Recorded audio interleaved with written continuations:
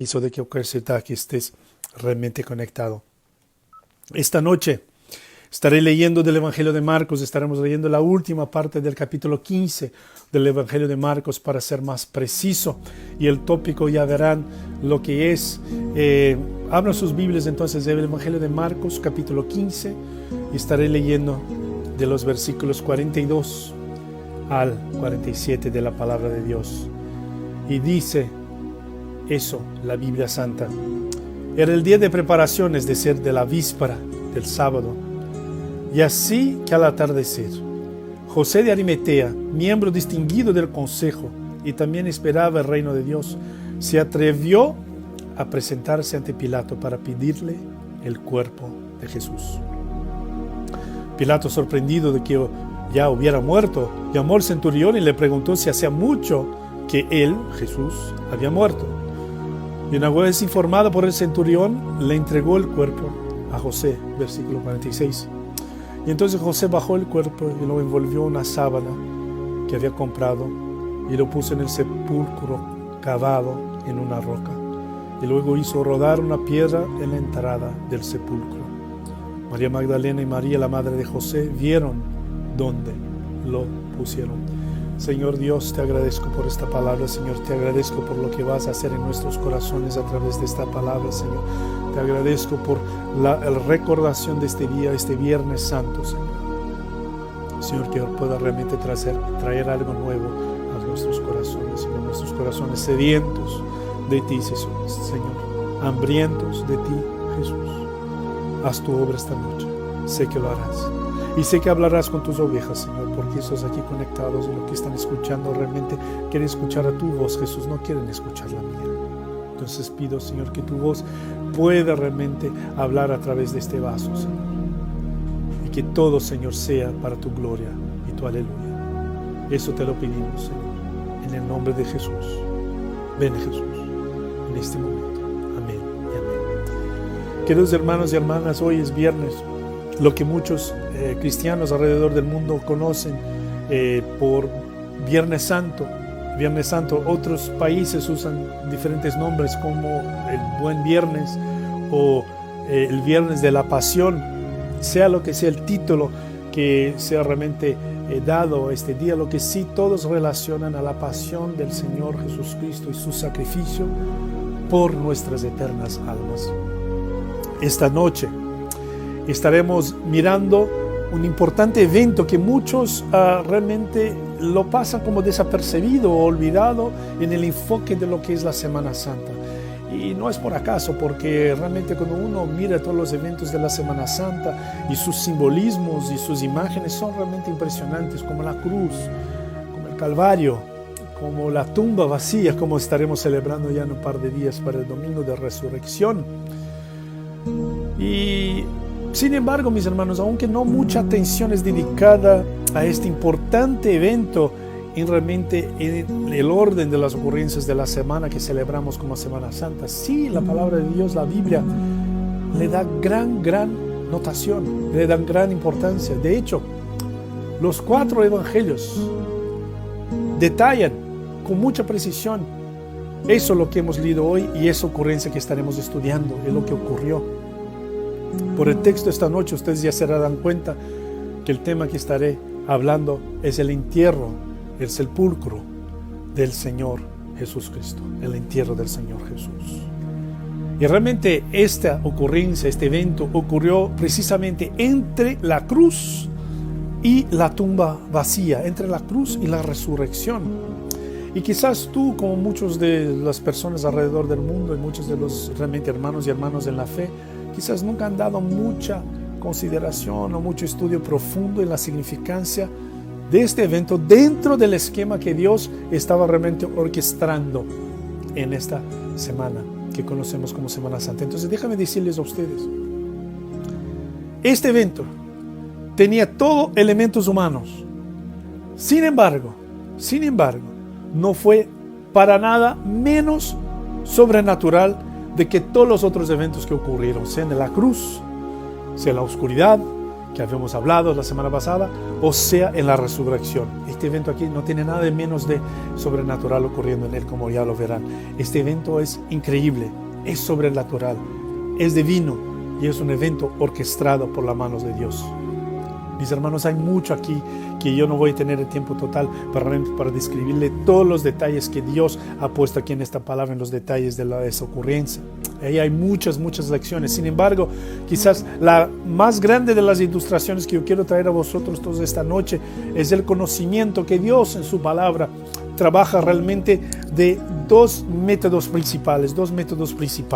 Eso les quiero traer a la atención. El método número uno es quizás el más popular de todos ellos y ciertamente el que atrae más atención. El método número uno son los milagros. Y preguntarán, ¿qué es un milagro?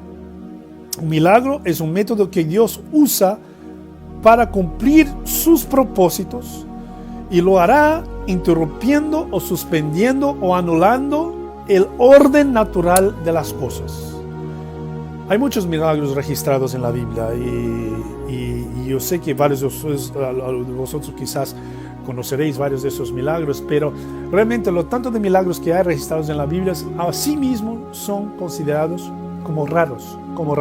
Y pongo eso en paréntesis, hermanos, porque realmente si tú o yo nos dimos cuenta, si simplemente observamos en nuestro alrededor todo lo que está ocurriendo, toda la orquestación de Dios, se daría cuenta que realmente esos milagros no son raros, estos milagros son continuos. Pero eso me trae el segundo punto, la segunda metodología. El segundo método realmente que no es tan popular o tan reconocido como los milagros, pero ciertamente es el más común en la palabra de Dios. Y es el método que realmente ha perplejado a muchos de los estudiantes de la palabra de Dios, ciertamente intelectuales, filósofos, escépticos, agnósticos, etcétera, etcétera. Y aunque no es considerado milagroso, de todas formas es absolutamente sobrenatural y quizás aún más sobrenatural que los milagros. Y yo estoy hablando del método de providencia. El método de providencia. Y preguntarán, ¿qué es la providencia? Queridos hermanos, he traído una definición de uno de los estudiantes que a mí me encanta la palabra de Dios, el pastor Juan MacArthur. Y él dijo lo siguiente: providencia es una palabra teológica que es usada para explicar el hecho que Dios cumple exactamente sus planos, propósitos, promesas, profecías, y lo hace sin interrumpir, sin suspender, sin anular el curso natural de las cosas. Ustedes han escuchado eso muchas veces. El mundo usa la frase, bueno, todo ocurre por una razón. ¿Has escuchado eso seguramente? No, claro que sí, lo han escuchado en muchas partes. Preguntarán, ¿es verdad? Bueno, venga, ¿es verdad? ¿Es verdad? Nosotros, cristianos, lo llamamos de providencia. Solamente una advertencia aquí. Yo no estoy hablando de un punto de vista fatalístico. Existen religiones y sectos que tienen un punto de vista fatalístico que dice que bueno, todo está escrito y no hay nada que pueda hacer el hombre o la mujer para realmente influir en todo eso. Eso no es lo que enseña la palabra de Dios. La palabra de Dios no es un libro fatalístico. No, otras religiones enseñan eso. La providencia de Dios lo que hace sí es que orquestra todo el libre arbitrio de todas las personas, de todas las contingencias, de todos los eventos, de todas las acciones y de todas las reacciones. Y la providencia de Dios trabaja todas esas cosas para cumplir con su voluntad. Y la providencia de Dios funciona en cada segundo, de cada minuto, de cada hora, de cada día. Y veremos que realmente los resultados son increíbles, son asombrosos, de cómo Dios realmente hace con que todas las cosas realmente funcionen perfectamente y precisamente para cumplir con su voluntad y su plan. Como yo ya les dije, es absolutamente sobrenatural. La providencia de Dios es sobrenatural. Y en el entierro del Señor Jesucristo, en el sepulcro del Señor Jesucristo, la providencia de Dios está funcionando de forma tremenda, tremenda. Ya hemos estado viendo que la providencia de Dios está funcionando porque el poder de la redención y de la salvación está en obra aquí en este viernes. Lo hemos visto, hemos ya estudiado cómo Dios ha restaurado realmente símbolos de muerte, símbolos de dolor, símbolos de vergüenza como la cruz y el Calvario, para hoy en día simbolizar a su gracia y a su misericordia eterna. Absolutamente ha transformado esos símbolos de lo que era muerte para ser vida, lo que era dolor para ser esperanza. Hemos visto la salvación funcionando mientras Jesús estaba clavado en la cruz, cuando uno de los criminosos que estaba crucificado al lado de él realmente se arrepintió de lo que había dicho, de lo que había hecho, y solicitó al Señor Jesús: recuérdate de mí cuando entres en tu reino. Y escuchó las palabras de conforto, de consuelo del Señor Jesús, que debería haber sido absolutamente maravilloso para él escucharlo, que decía el Señor Jesús: hoy mismo estarás conmigo en el paraíso de mi Padre, yo te recordaré. También vimos la salvación de Dios trabajando no solamente en la cruz, pero también en la muerte del Señor Jesús, que el centurión romano realmente después de ver todas las manifestaciones sobrenaturales, sí, ahí sí, declaró de su boca verdaderamente: ese era el Hijo de Dios. Y aunque la salvación estaba funcionando, y uno puede realmente argumentar que en estas ocasiones del criminoso Jesús estaba hablando porque estaba vivo. Y en el caso del centurión, milagros estaban ocurriendo fuera del orden natural. Y habíamos ya estudiado, ¿no?, la oscuridad, las tinieblas que vinieron sobre la tierra por 3 horas. El temblor, el terremoto tremendo que estaba ocurriendo, que absolutamente rompió las rocas en la mitad. Los muertos que se habían levantado, que estaban realmente apareciendo a muchos, como habíamos dicho en el Evangelio de Mateo. Pero aquí, como hemos estudiado desde el último domingo, aquí Jesús está fallecido. Pero asimismo, aún aquí, en el último lugar que podríamos esperar que algo estuviera ocurriendo, sí, la providencia de Dios y la salvación de Dios está trabajando de una forma divina. Y ya lo veremos, y también veremos cómo la providencia de Dios está trabajando las profecías también. Leyendo nuevamente el versículo 42. Era el día de la preparación, es decir, de la víspera del sábado. En este caso era la Pascua judía. Así al atardecer. Queridos hermanos y hermanas, Jesús, estudiamos, falleció a las 3, alrededor de las 3 horas de la tarde. 3 horas de la tarde de este viernes. Precisamente en el mismo horario cuando en el templo de Jerusalén estaban siendo sacrificados los corderos para la Pascua judía.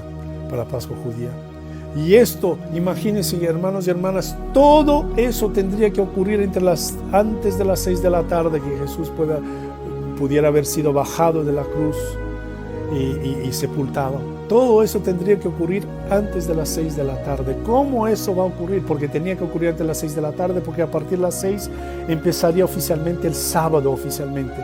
Entonces tendría que todo eso ocurrir de acuerdo a las palabras de Dios antes de las 6 de la tarde.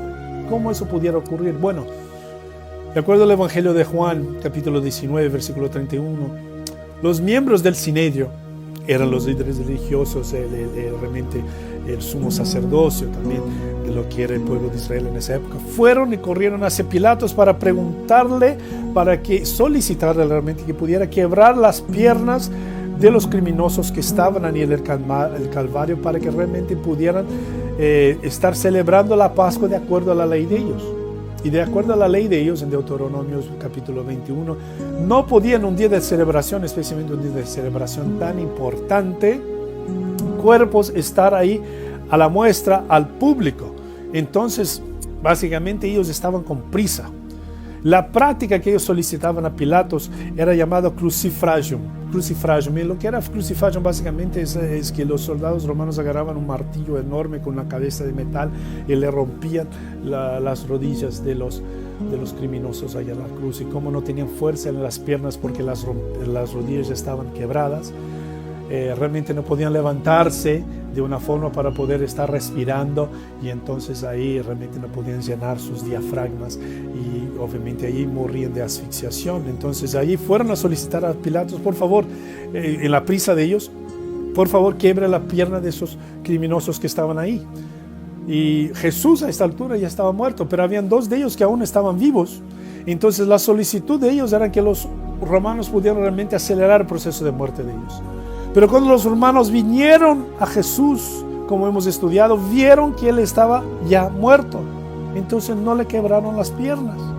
Sin embargo, lo atravesaron con una lanza, de acuerdo a lo que estudiamos en el Evangelio de Juan. Y Juan era testigo presente. Él de hecho vio esto ocurriendo, como él dice en su propio Evangelio. Y entonces, entiendan eso, mis hermanos.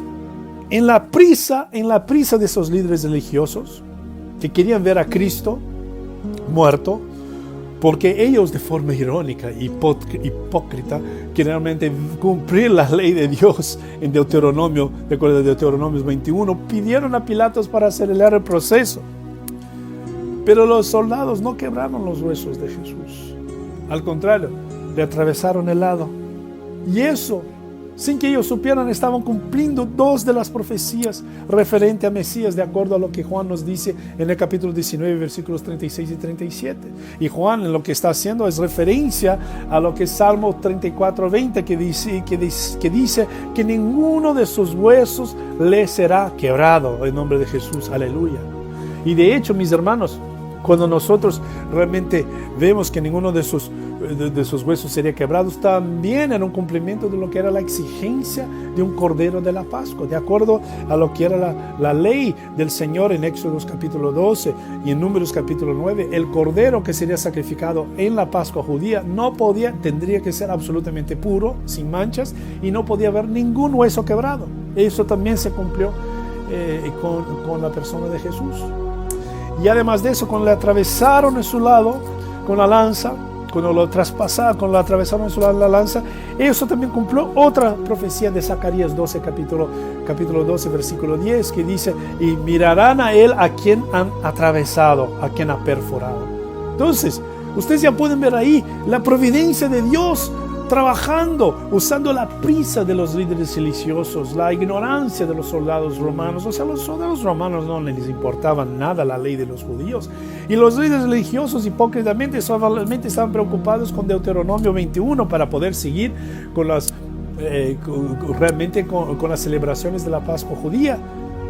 Pero estaban ciegos para lo que estaba ocurriendo exactamente ahí con el Mesías del mundo, y estaban cumpliendo profecías. Y todo eso, insisto, Jesús ya estaba fallecido.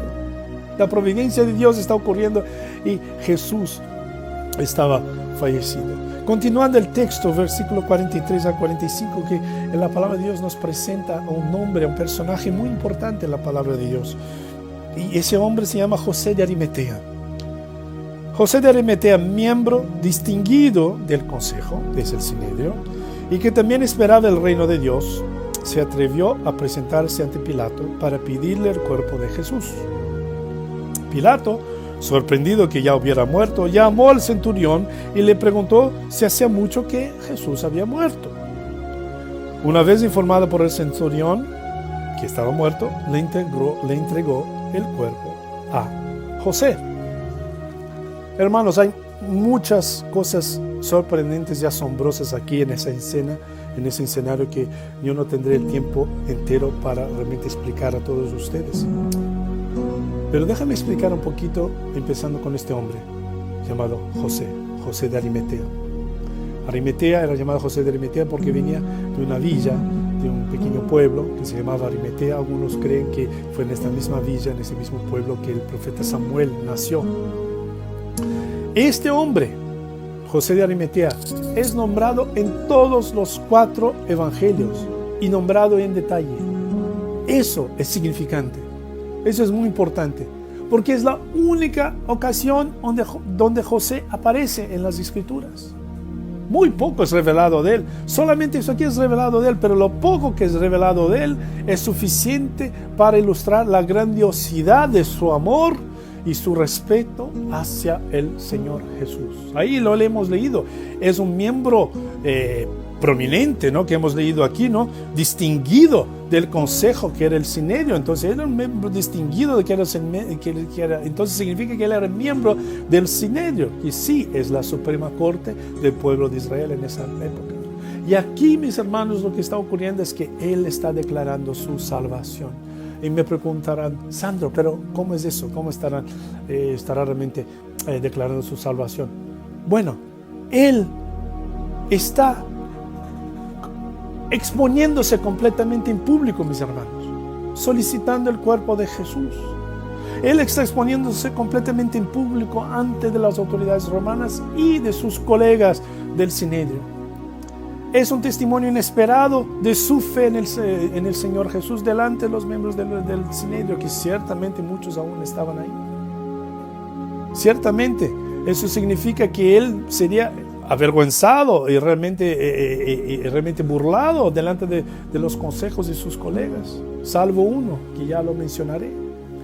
Lucas dice en el Evangelio de Lucas que este hombre era un hombre justo, un hombre honesto, un hombre justo. Mateos dice que él era un discípulo del Señor Jesús. Nosotros podríamos entonces concluir que él era un judío verdadero, aquel que estaba esperando, como dice aquí la palabra también, esperando el reino de Dios, esperando la venida del Mesías, mucho parecido con lo que era Zacarías. Y Elizabeth y Ana y Simeón en el Evangelio de Lucas cuando Jesús nació, cuando también nació Juan el Bautista. Él claramente entiende la promesa de salvación del Antiguo Testamento. Imagínense, él probablemente estaba ahí durante esta semana en muchas ocasiones de la Semana Santa. Estaba ahí cuando Jesús entró en Jerusalén y el pueblo cantaba aleluya, hosana, hosana.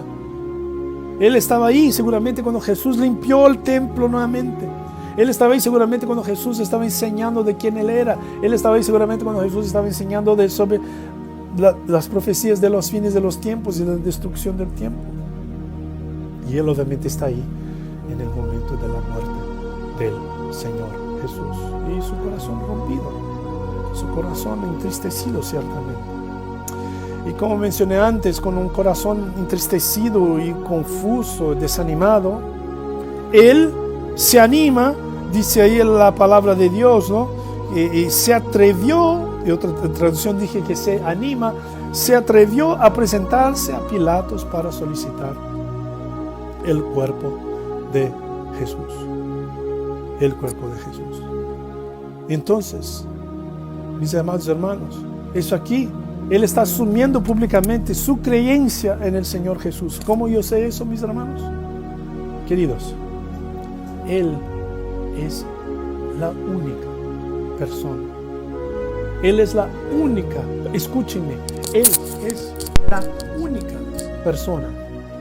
única persona preocupada con el destino del cuerpo del Señor Jesús. Si ustedes lo piensan, eso realmente es un momento de mucha tristeza en la palabra de Dios. De mucha tristeza en la palabra de Dios. Los romanos, típicamente, con los cuerpos de los criminosos que eran crucificados o muertos, le entregaban los cuerpos de esas personas a sus familias si las familias lo solicitaban para realmente hacer los procedimientos de entierro. Los criminosos que no tenían ninguna de las familias viniendo a solicitar los cuerpos, estos mismos cuerpos eran bajados y eran tirados en un lugar llamado Gehenna, que era realmente un balderón, un basurerón que estaba alrededor de la ciudad, que tiraban todos los cuerpos y le metían fuego. Ahí tiraban los cuerpos de esos criminosos, sin ningún entierro, sin ningún sepulcro, sin ningún honor, absolutamente olvidados. La familia de Jesús, mis hermanos, no viene a buscar el cuerpo de Jesús. Los discípulos que huyeron, están asustados, aterrorizados, ninguno regresó para reclamar y solicitar el cuerpo de Jesús. Las mujeres sí estaban ahí a distancia, como hemos leído, ¿no? Pero ellas están confusas, están entristecidas, están con miedo, pero sí quieren ver exactamente qué va a ocurrir con el cuerpo del Señor Jesús, pero ellas tampoco vienen a atreverse a solicitar el cuerpo de Jesús. No es ninguna coincidencia, mis hermanos, que Dios honra este hombre en los 4 evangelios, porque Él es el único que se anima a realmente venir a Pilatos y solicitar el cuerpo del Señor Jesús como un seguidor del Señor Jesús, verdadero seguidor del Señor Jesús, y él se atreve a venir a Pilatos y preguntarle: por favor, déjame tener el cuerpo de Cristo para un entierro apropiado. Mis hermanos, eso me hace recordar las palabras de Jesús en Mateo 10, versículo 32 y 36, que quien sea que conféseme a mí perante los hombres, yo también les confesaré perante mi Padre que está en el cielo. Y quien sea que realmente me niega delante de los hombres, yo también les negaré delante de mi Padre que está en los cielos. Hermanos, antes del gobernador romano, ante los soldados romanos, ante sus colegas del Sinedrio, los líderes religiosos, él va públicamente solicitar el cuerpo de Jesús para honrar el cuerpo de Jesús. ¿Y cómo es que él honra el cuerpo de Jesús? Bueno, está ahí, versículos 46 y 47. Entonces Jesús bajó el cuerpo y lo envolvió en una sábana que había comprado y lo puso en un sepulcro cavado en la roca, y luego hizo rodar una piedra a la entrada del sepulcro. Y María Magdalena y María, la madre de José, vieron dónde lo pusieron. Eso aquí es Jesús honrando al Señor Jesucristo. Yo me imagino si tú puedes realmente intentar de alguna forma ponerte en los zapatos de las personas ahí presentes, particularmente las mujeres que estaban a la distancia y están observando todo eso que está ocurriendo a la distancia. Intente un momento ponerse en los zapatos de ellas o las sandalias de ellas e intentar interpretar lo que estás viendo. Estás viendo Jesús clavado en la cruz. Estás viendo Jesús clavado en la cruz. Y sea que si la cruz aún está erecta, está levantada, o si la cruz ya se la pusieron en el suelo los soldados romanos, ¿no? Porque aquí a esas alturas Pilatos sí le dio la autorización a José que le llevara el cuerpo. Es José quien le quita la corona de espinos de la cabeza del Señor Jesús. Es José quien empieza a limpiar el cuerpo del Señor Jesús de su sangre, ciertamente de la tierra, de todas las heridas que él había sufrido. Es José quien intenta seguramente sacarle los clavos enormes de las manos del Señor Jesús y de los pies del Señor Jesús para que lo pueda sacar de la cruz. Es José quien lo envuelve, aquí dice la palabra de Dios, en una sábana.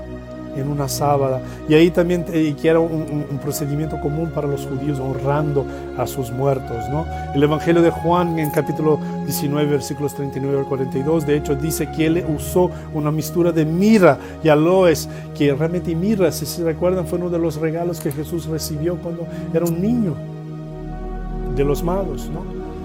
¿Y cuánto de eso usó? Usó más de 100 libras de esas especies, de esa mezcla de especies. 100 libras, eso era equivalente a lo que se usaba para realmente envolver el cuerpo de un rey. O sea, ya ahí está mostrando realmente cómo lo está honrando como realeza. Juan también en los mismos versículos nos da un detalle importante, que José tenía un ayudante. Sí, tenía un ayudante, y ese ayudante se llamaba Nicodemos. Nicodemos, quien también era un siervo de Dios, también era un líder de la ley, un escriba. Y ese es el mismo Nicodemo, si ustedes se recuerdan, que estaba en el capítulo 3 de Juan, el famoso capítulo 3 de Juan, cuando Jesús le dice a él, la escritura más famosa de toda la Biblia, Juan 3:16, que dice: de tal forma Dios amó el mundo que dio su único Hijo unigénito para que todo aquel que en él crea no perezca, pero tenga la vida eterna. El contexto de esa escritura, Juan 3:16, es una conversación que Jesús está teniendo con Nicodemos. Y Nicodemos también aquí viene públicamente a declarar su creencia en el Señor Jesús. Ya no les importaba lo que podían decir sus colegas del Sinedrio. Aquí está otro hombre que vemos ahí de trabajo de salvación en lo que es el sepulcro, el entierro del Señor Jesús. Y ahí dice la palabra de Dios que lo llevan a la tumba.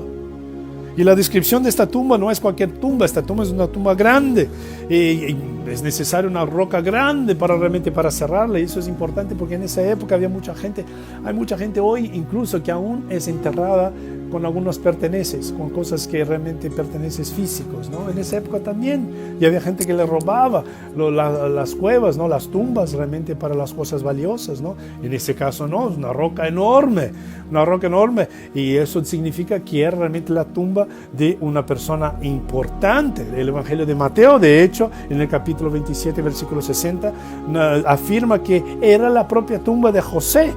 Entonces, eso significa que era una tumba de un hombre rico.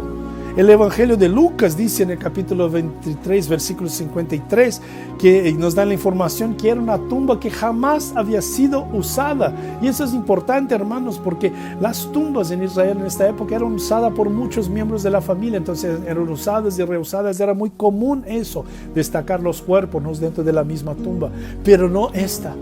Esta tumba no era usada, y eso es importante porque las tumbas que nunca eran usadas eran solamente las tumbas reservadas para las personas de realeza. Aquí nuevamente José tratando a Jesús como realeza, realmente una tumba digna de un rey. Y todo eso cumpliendo profecías, mis hermanos. Mal sabían ellos, pero estaban cumpliendo profecías. Isaías 53, capítulo 9, que dice que él sería enterrado junto con los ricos. José y Nicodemos están cumpliendo todo eso antes que viniera el sol poniente, antes que viniera el sábado, para que Jesús pudiera pasar el primer día en la tumba, y después sábado el segundo día, y después consecuentemente el domingo en la mañana estaría resucitando en nombre de Jesús. Yo estaba pensando en la providencia de Dios. Yo estaba pensando cómo el Señor realmente orquestó todo eso, y nuevamente os recuerdo, hermanos, que Jesús ya estaba muerto, y Dios con su providencia divina, su providencia milagrosa, está realmente haciendo un trabajo enorme. Pero aquí, y yo mientras estaba estudiando eso, el Señor me trajo realmente otro facto, otro hecho, Señor, otra ilustración de la linda, amorosa providencia de Dios. Dios usó un nombre para honrar y proteger al Señor Jesús cuando Él era un bebé, cuando Herodes quería matarlo, y Él usó un nombre para protegerle a Él y su mamá, María. El nombre de este hombre era José, el padre adoptivo del Señor Jesús. Y ahora nuevamente el Señor usa un nombre para proteger y honrar el cuerpo del Señor Jesús después de fallecido, al final de su vida. Y el nombre de ese hombre también es José. Es increíble, mis hermanos. ¿No es maravilloso realmente pensar realmente la providencia, el orquestamiento de Dios? Es una cosa maravillosa. Pero piensen en un funeral. Piensen en un entierro, en un funeral, de cualquiera. Quizás algunos aquí han experimentado un funeral recientemente, o lo han visto, o han visto en la televisión un funeral reciente de una persona muy importante, donde miles de personas vienen a honrar a esta persona. ¿Cómo fue el funeral de Jesús? No había ninguna familia ahí para su cuerpo, mis hermanos. No había ningún discípulo fiel ahí, mis hermanos. No había multitudes. De hecho, solamente 2 hombres vinieron. 2 hombres amantes de la palabra de Dios y amantes de Dios, pero sí vinieron 2 hombres. Y dieron al Señor Jesús el entierro más amoroso, cuidadoso, honrable que ellos pudieron ofrecer al Señor Jesús. Ningún himno fue cantado, ninguna canción fue otorgada, ninguna oración fue orada, ningún sermón fue predicado. Simplemente lo envolvieron y lo pusieron en la tumba, y después la roca cerró la tumba. Yo quiero que ustedes piensen en la recompensa de estos 2 hombres. ¿Puede imaginarlo? ¿Puede imaginarlo? No solamente la tristeza que en el momento que ellos estaban sintiendo, que ciertamente era incomprensible, 2 hombres que estaban acompañando el ministerio del Señor Jesús, pero además por el precio que ellos pagarían públicamente por proclamar el amor y honor al Señor Jesús, cuidando del cuerpo de ese Jesús, llevándolo al sepulcro. La recompensa de los hombres para ellos seguramente hubiera sido burlas. hubiera sido ridicularización. Pero hermanos, perante a Dios, ellos son los únicos hombres que no solamente honraron al Señor Jesús, pero lo amaron en este Viernes Santo. Ellos fueron los hombres que Dios usó en su providencia para cumplir las profecías del cuerpo de su Hijo amado en este viernes y llevarlos a la tumba antes del sol poniente.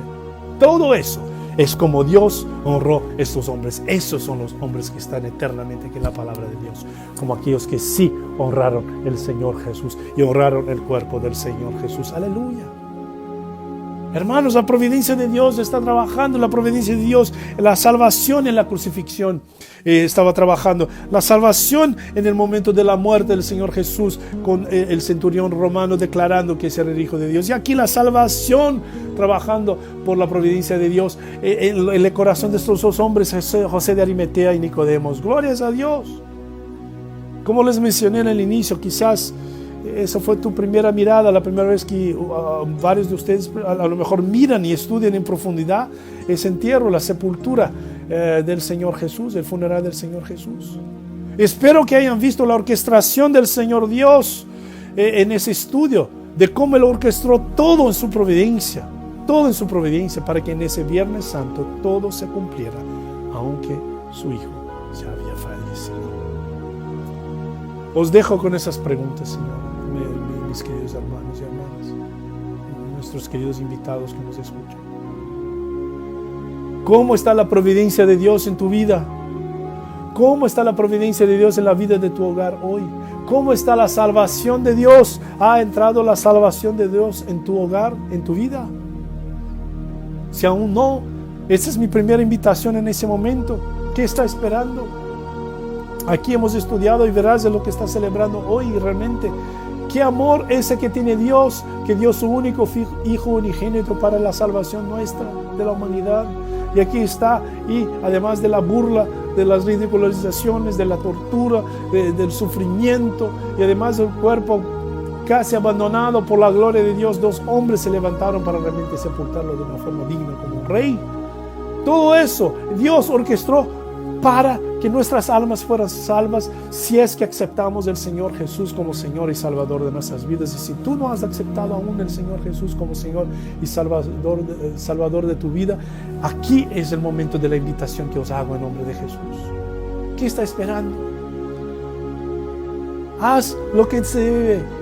Considere las evidencias, considere el amor de Dios, considere ese Viernes Santo para que el domingo que viene ya podáis estar celebrando como seguidor del Señor Jesús, como esos dos hombres ya pudieron estar celebrando como seguidores, como salvos por el Señor Jesús. Me preguntarás, Pastor Sando, ¿pero cómo lo hago? Es una oración simple.